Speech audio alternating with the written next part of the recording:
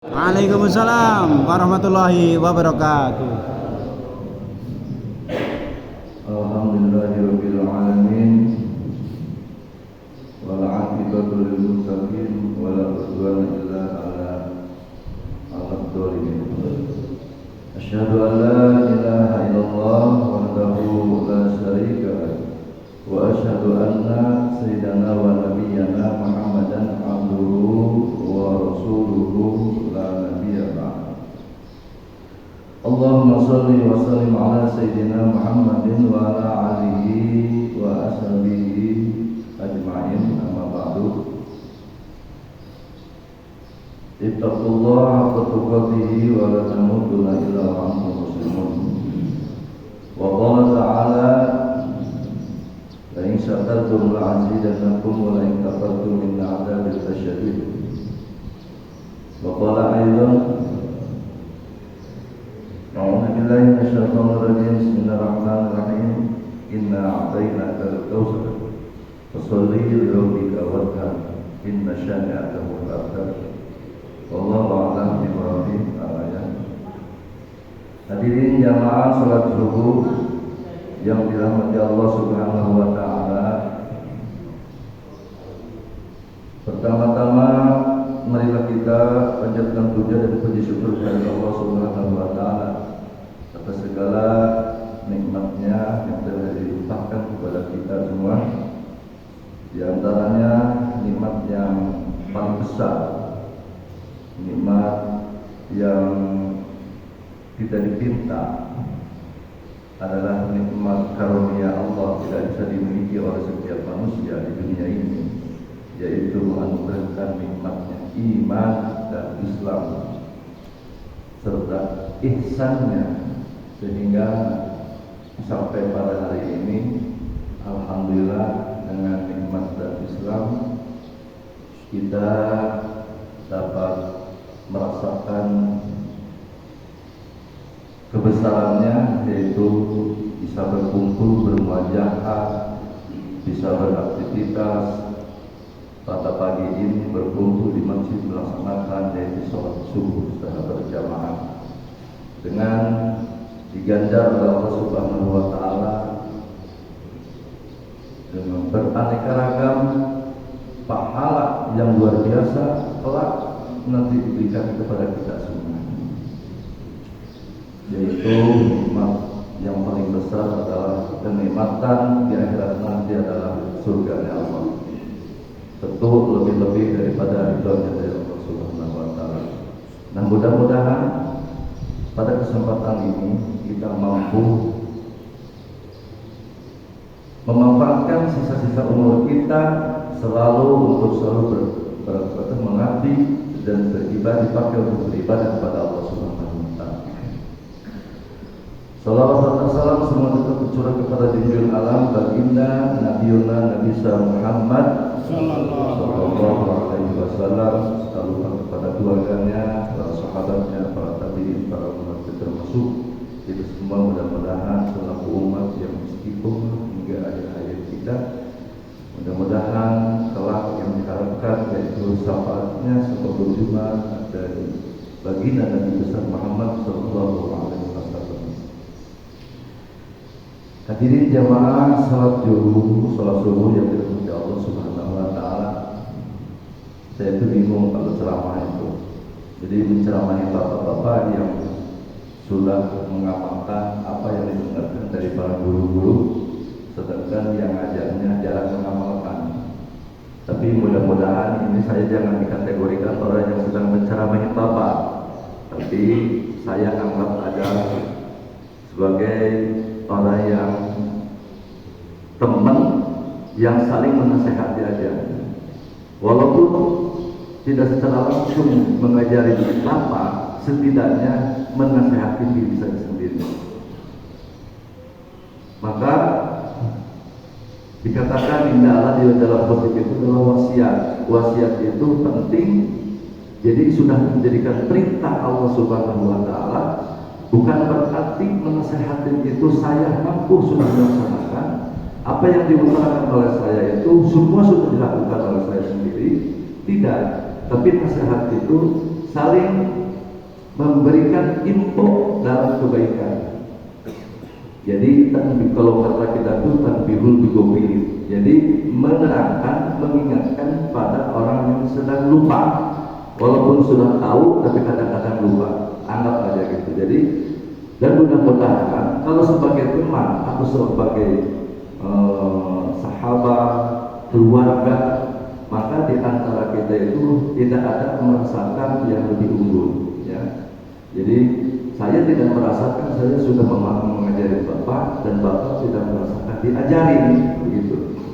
Mudah-mudahan dengan rahmat pertolongan Allah maka perkumpulan ini insya Allah menjadikan rahmat. Al-jama'atu rahmatun, berkumpul itu dengan rahmat. Rahmat itu pertolongan yang diharapkan di hari kiamat nanti itu adalah suatu pertolongan. Pertolongan itu yang disebutkan syafaat. Syafaat bukan hanya dari Rasul saja, bahkan bersama-sama teman dan sama guru, sama murid itu akan saling memberikan syafaat. Nah, ini kepentingan kita ini dengan kebersamaan itu mudah-mudahan kelak akan menjadikan syafaat.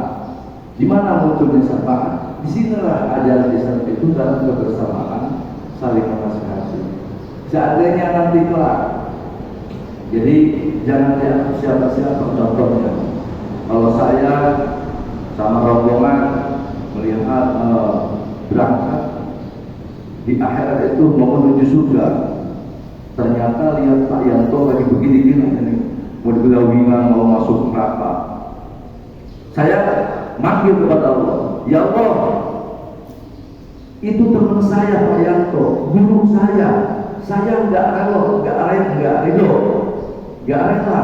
Seandainya saya masuk surga, tapi guru saya Pak Yanto masih gelang-gelang di sana aja. Itu dengan sebabnya saya bisa begini karena Pak Yanto.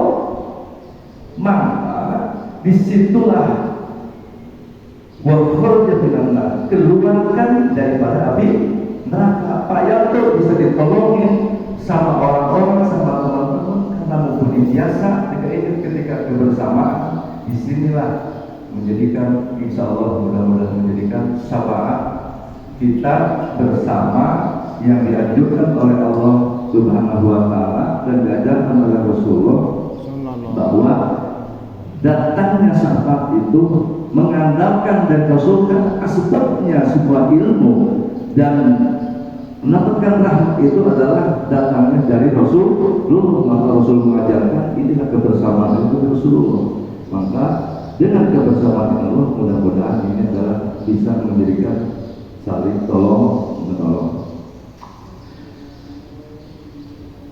Hadirin jamaah yang dirahmati Allah Subhanahu wa Ta'ala,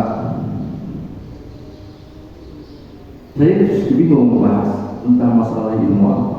Karena begini, konsepnya saya sudah mempelajari berbidang keagamaan, bidang keilmuan, baik ilmu itu ilmu ini. Jadi yang dirasakan ini apa konsepnya itu, hidup ini seperti apa gitu.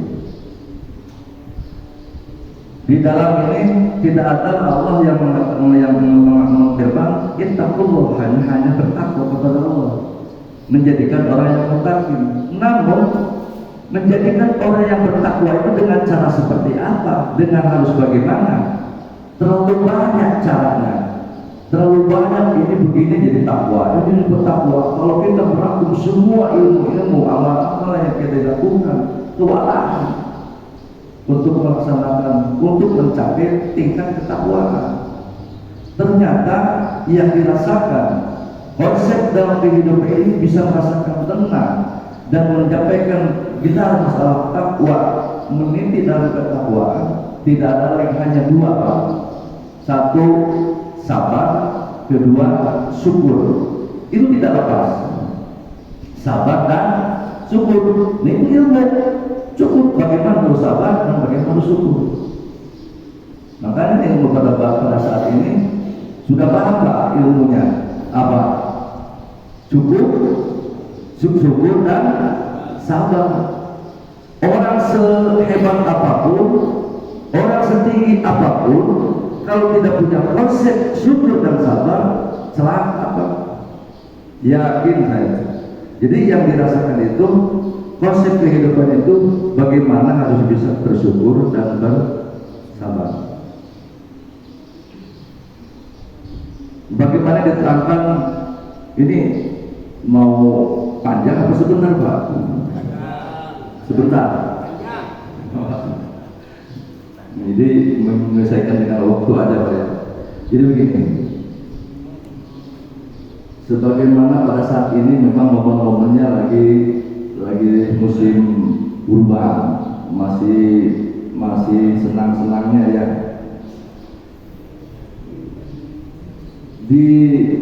Saya akan menerangkan sedikit aja ayatnya, ya sedikit aja supaya biar cepat selesai. Di dalam Al-Quran 114 surat, yang paling pendek di sini surat apa? Al-Kautsar. Yang paling panjang Al-Baqarah. Al-Kautsar berapa ayat Pak? 3 ayat. Al-Baqarah panjang berapa ayat? Bagaimana berapa ayat? 286. Kalau dibandingkan Al-Baqarah sama Al-Kautsar itu hanya segaris doang Al-Kautsarnya, maka saya makan makan yang paling pendek aja Al-Kautsar. Namun jadi pertanyaan, ada nggak Rasulullah melarang orang ketika sholat membaca surat yang paling pendek, menegur? Cari coba, ada nggak Rasulullah menegur orang ketika membaca surat yang paling pendek? Nggak ada ya Pak. Tetapi Rasulullah pernah menegur yang suratnya panjang. Nah, jadi surat yang panjang. Tapi pada dasarnya pendek dan panjang ukurannya bukan masalah, harus dicepat. Ya. Kalau terlalu cepat takutnya merusak. Jadi mengentengkan dalam apa namanya, bacaan sholat. Sedangkan bacaan sholat itu konsepnya harus benar, makhorijul hurufnya, tajwidnya.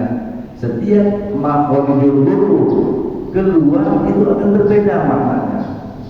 Tajwid itu adalah mengatur harokat. Kalau makhorijul huruf mengatur 28 huruf. Huruf hijaiyah itu adalah satuan bahasa Arab yang dikategorikan huruf hijaiyah. Banyakkan makhorijul huruf daripada tajwid. Tapi kenapa orang harus mempelajari tajwid?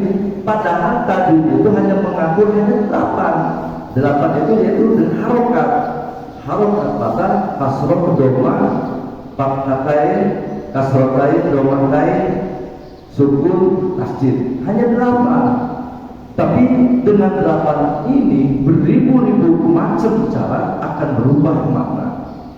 Salah dengan tajwid, tasjid aja, tasjid itu bisa merubah makna.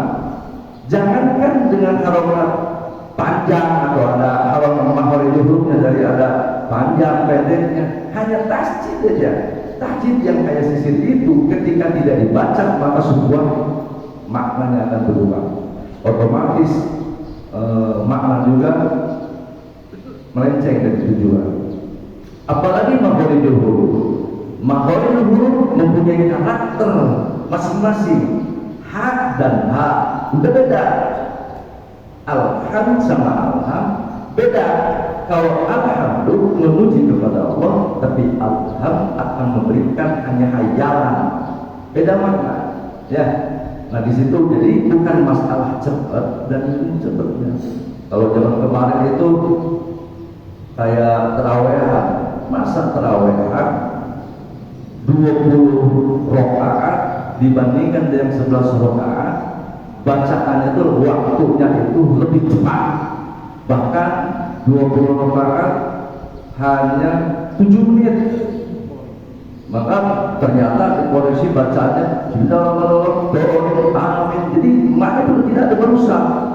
Allah Akbar, Assalamualaikum. Itu cepat. Kata Pak Yanto, waduh, aku 20 menit rokok aja udah 10 menit, ini 7 menit. Masih jauh, masih lama rokok sebatang. Nah, jadi konsepnya itu hanya bukan karena panjang dan cepat, tetapi begini. Jadi yang kalau inna atwaina ini yang kita diterangkan ini memang harus dibaca, Pak, ya. Jadi jangan ditegur ketika ada imam inna atwaina lagi, bulbul lagi, memang harus dibaca. Jadi bukannya tidak boleh, bukannya tidak musik tidak boleh panjang-panjang, ya, tapi yang bagus itu adalah takdir, ya, takdirnya. Kamu sekali inna atwaina kan gak usah. Tetapi ketika yang panjang itu tegur sama Rasulullah. Siapa yang namanya ya? Lupa lagi. Jadi ketika sahabat Rasul itu sedang membaca Al-Quran, membacakan Al-Quran di saat sholat, imam makmum protes, ngadu kepada Rasulullah. Sahabat Rasul itu bacanya panjang banget, sedang kenapa kamu protes gitu dengan penjaga orang munafik? Bagaimana? Saya ini kan sedang banyak kebutuhan, saya ini sakit. Nah begitu, maka kata Rasulullah menegur kepada sahabat, Ida ta'umur linnasi walil khufif. Ketika kalian menjadikan seorang imam dan mengimami manusia, maka entengkanlah. Jadi tidak boleh terlalu panjang. Cukup dengan surat yang pendek, yang hafal. Ketika makmum itu benar hafal. Ketika kita baca lupa, namanya manusia itu kadang-kadang lupa. Si makmum bisa membantunya. Tetapi ketika yang modern, dikatakan yang modern ini makmum mungkin tidak hafal, maka ditonjolkanlah. Nah, ketika ada darurat yang tidak hafal, makmum pada diam, tidak bisa memberikan bantuan, maka disitulah adalah menimbulkan kekacauan. Fa'inna fihi murmanidun. Karena apa? Makmum itu salah satunya di antara makmum itu ada yang sakit, mungkin sakit pinggang, mungkin sakit kakinya lagi, dengkulnya lagi, mungkin lagi kelayangan habis makan sate kambing kebanyakan, kelayangan kita habis kerja, atau lemah itu mungkin tubuhnya itu tidak bisa kondisinya tidak tegak, tidak lama dulu berdirinya, ya, dengan itu bisa. Dan wadah hajat, ada juga sedang mempunyai hajat. Hajat itu contohnya begini, ketika sholat asar atau sholat isya, ada orang dagang kayak macam mainan, ikut berjamaah, kelamaan dibatali. Bagaimana ini? Lagi sholat, lagi ditunggu dagang lagi dioprek sama anak-anak, mana lagi sepi lagi, udah acak-acak dari situ. Jadi hajat kebutuhan itu beraneka ragam, hajat pengen kentut, ya, kadang-kadang udah iman, udah kayak hijau botol, dompet nahan kentut itu kan tidak boleh, harus ditahan kewajibannya, Pak. Ketika tidak tahan ya udah kentut, kalau memang lolos saja. Nah di situ, makanya kata Rasulullah harus dientengkan ketika sholat berjamaah bacaan Al-Quran. Nah yang dipermasalahkan di sini saya membacakan inna atoyna, artinya itu inna sesungguhnya kami atoyna sudah memberikan apa al-kausar.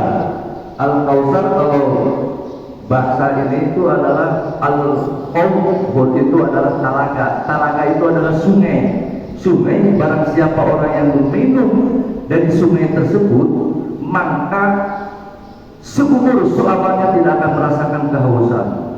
Itu ketika nanti ada seorang muslim meninggal lantas husnul khotimah, maka insya Allah akan merasakan namanya al-kausar, talaga Rasul. Jadi Rasulullah diberikan oleh Allah untuk umatnya, umat Nabi, umat Rasulullah, umat Nabi Muhammad yang taat, yang patuh akan merasakan talaga tersebut.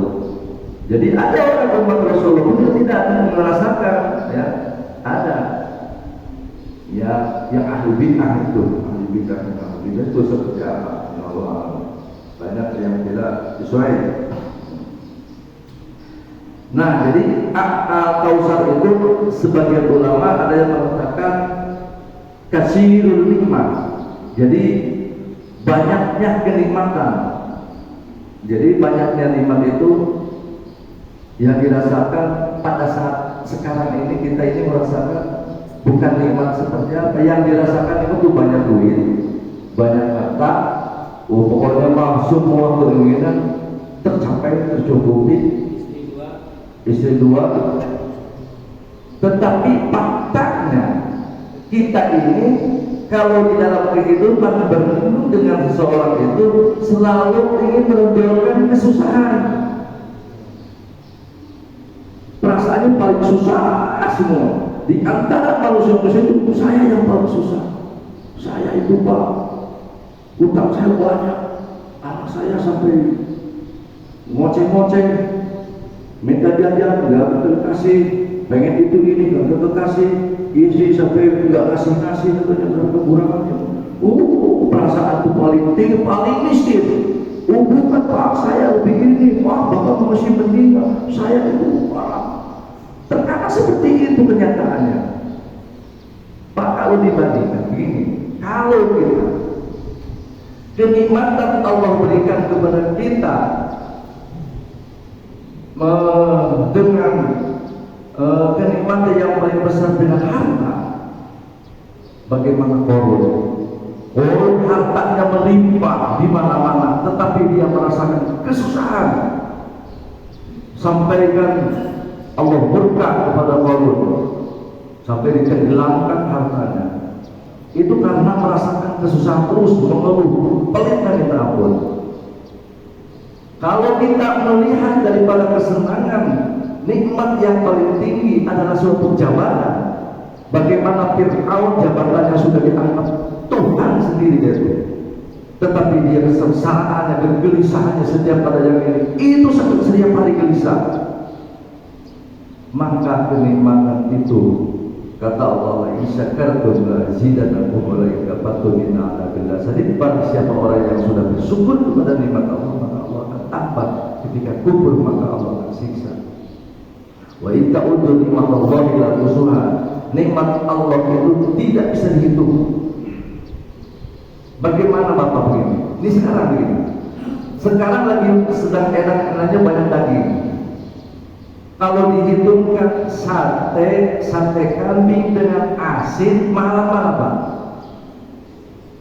Asin tawes sama sate kambing itu mahal mana? Mahal mana? Mahal asin kalau sekarang. Nikmatan mana? Nikmatan asin. Padahal sate itu adalah suatu makanan yang bergizi, yang favorit, yang orang-orang elit lah makanannya. Maka kenikmatan itu bukan dari satenya yang semalam dibahas tuh ya, dari mana itu berdebat, oh enak sate, kata Pak Joni, itu bukan nikmatnya, rasanya. Jadi Allah memberikan nikmat sehat dan rasa. Coba Bapak dikasih sate, dikasih apa, Allah tidak memberikan rasa lidah, tidak punya rasa. Bagaimana merasakan nikmatnya sate, nikmatnya asin, nikmat itu? Maka kenikmatan rasa itu bisa melebihi nikmat segala-galanya. Bapak mempunyai mata, lagi begini aja Pak, Papi mau lagi nyantai gitu. Sebenarnya pas lagi bengong, ada ngelintang cewek cantik. Alhamdulillah. Pas ngeliat ke kiri payah tuh innalillah. Pas itu bisa membedakan antara yang mana yang indah, yang mana yang menyenangkan. Itu adalah kenikmatan. Jadi sungguhnya Pak ya. Jadi nikmat itu adalah tidak dengan identik dengan harta. Banyak orang memandang punya mobil, punya rumah bagus, punya istri selalu cantik, dua lagi, dan duit banyak, pasti seperti itu. Ini begini. Kalau dibandingkan begini, Bapak, simulasi. Jadi saya pun juga dulu agent, Pak, pernah ngajak sama Pak Bimo sama siapa itu. Saya ajak agentnya, Pak, Pruden. Jadi Pruden itu mempunyai program bahwa ketika seseorang anggota daripada asuransi itu kena kecelakaan satu jari itu 200 juta. Kalau 5 jari 1 M. Ada orang miskin. Ini orang miskin. Penasaran, dia saking kepengen kaya, pengen merasakan banyak duit, punya mobil, punya rumah mewah, punya duit banyak. Dia karena apa? Karena pengen kaya, bahwa dihargai satu jari 200 juta, dihitung dia. Saya bagaimana merasakan mempunyai 2 miliar, maka dia seorang pegawai berpura-pura untuk akan mencelakai satu, lumayan aja merasakan nikmatnya 200 juta gimana. Boro-boro pernah 200 juta, 1 juta dia belum pernah merasakan mempunyai 1 juta. Ingin merasakan bahwa dari prudensial itu akan menjamin kepada kliennya itu adalah 1 jari 200 juta, maka dia itu pura-pura celaka, ternyata celakanya kesengaja, tidak disengaja, celaka beneran sampai patah ini, Pak, patah kakinya, tangannya semua, Pak. Jadi dua-duanya begitu jatuhnya ingin korok, maka masuk lagi lagi, dua-duanya patah, akhirnya buntung. Maka turunlah duit berapa? 2 miliar. Dia merasakan, oh Pak, ini duit banyak, Pak, duit. Tapi dia rasakan apa? Dia tidak bisa apa-apa, disuapin karena buntung, Pak. 2 miliar, tidak merasakan nikmat. Suruh ngebangun rumah, nggak mau. Disuruh apa? Disuruh kawin lagi, nggak laku, nggak mau tuh yang melayani. Disuruh apa yang dirasakan? Dia menyesal. Kenikmatan 2 tangan dengan 2 miliar itu tidak ada apa-apanya. Bahkan maka dihitung kata Allah yang ta'udhu nikmat Allah tusuha, nikmat yang Allah berikan itu bisa dihitung. Nikmat tangan dengan 2 miliar tidak ada apa-apa. Sekarang begini, Bapak mau nggak satu jari itu 1 miliar dipotong dua-duanya berapa, Pak? 1 triliun. Mempunyai 1 triliun dilepas tangannya, mau nggak kira-kira? Nah sekarang begini, kalau nggak mau 2 triliun lah, tapi tidak ada tangan. Sekarang menjalankan mata aja, yang tadi Pak Bimo, mata dicolok dua-duanya. Udah mata mah nggak apa-apa lah, tutup aja, bisa menikmati perasaan. Dicolok 1 miliar umpamanya, pasti tidak ada yang mau. Itulah nikmat itu. Kata Allah, maka wa ta'udhu nikmatus surha, tidak bisa dihitung nikmat yang berlebihan. Makhluk yang kita syukuri dalam kesabaran dan syukur itu adalah suatu modal konsep hidup yang bahagia. Jangan memandangkan orang itu lihat daripada harta dia gelimang amannya. Nikmati, syukur itu apa? Daya upaya, tenaga untuk menjadikan nafkah bisa berjalan dengan cara apa saja. Ketika tidak berhasil, maka bertawakal kepada Allah dengan penuh dengan kesabaran. Setelah itu, inna a'tainaka kautsar fasholli li rabbika wanhar.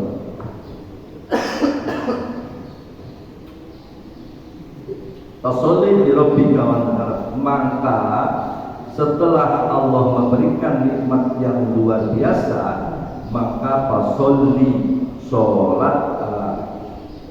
Konsep sholat adalah Fasta'inu bis-sabri was-shalah. Ketika tidak kita mempunyai kebutuhan, hidup susah, maka fasta'inu, minta pertolonganlah dengan sholat, dan sabar. Fasta'inu bis-sabri was-shalah, sholat dengan sabar. Maka ketika kita mempunyai kebutuhan, maka konsepnya adalah dengan sholat. Apakah bisa dengan sholat? Saya mengapain sholat dari kecil, miskin aja begitu. Sholat Pak, sholat itu berarti sholat harus dipertanyakan. Dan ketika sholat itu ada doa, sebuah doa.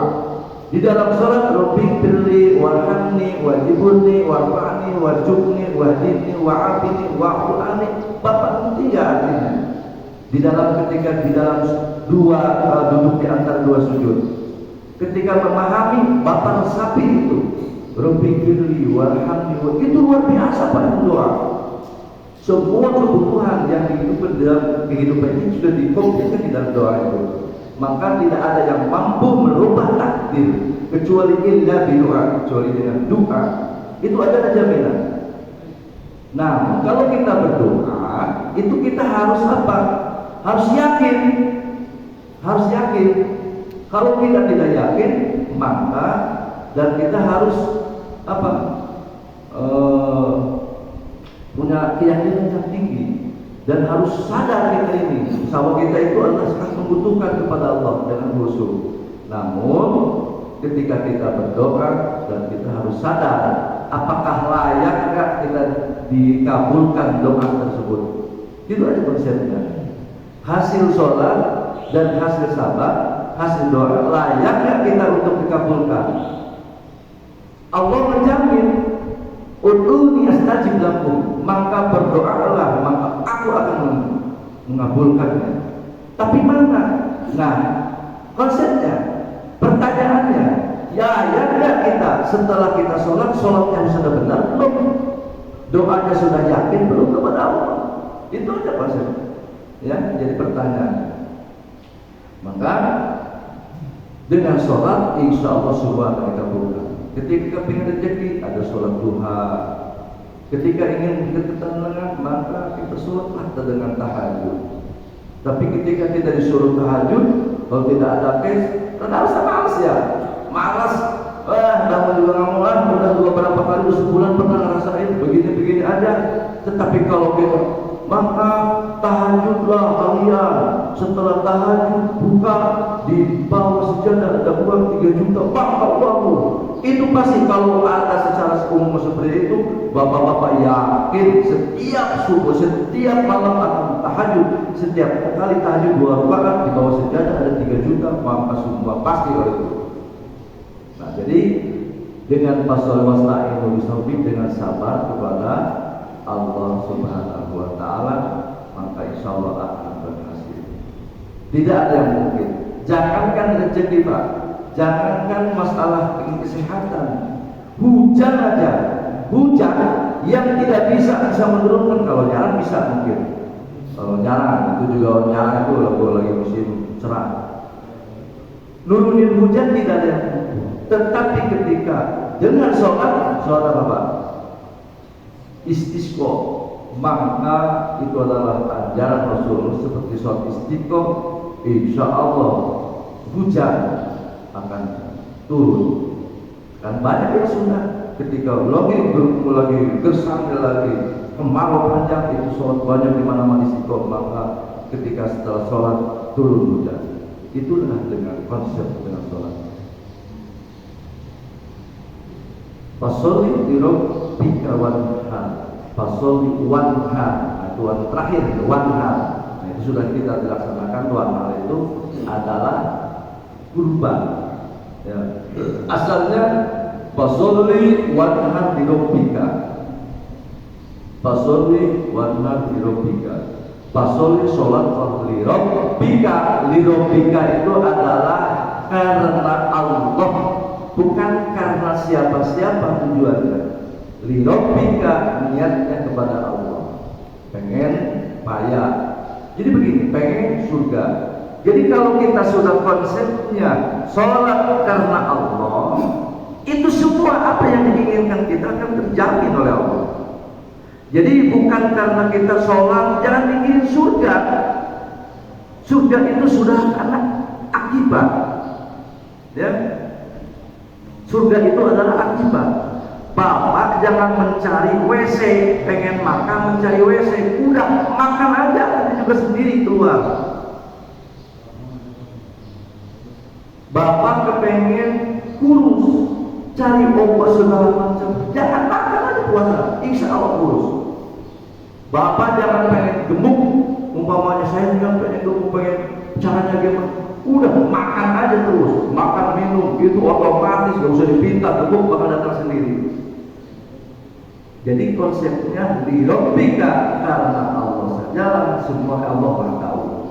Kalau sudah konsep surga, saya pengen surga, bahkan yang ada itu bukan karena Allah, tapi karena surga. Bagaimana kalau Allah tidak menciptakan surga, tidak ada iming-iming untuk menjadikan orang ahli surga, maka tidak ada semangatnya. Ya, jadi kalau karena Allah, kalau tanpa Allah, maka semua akan dilakukan karena Allah.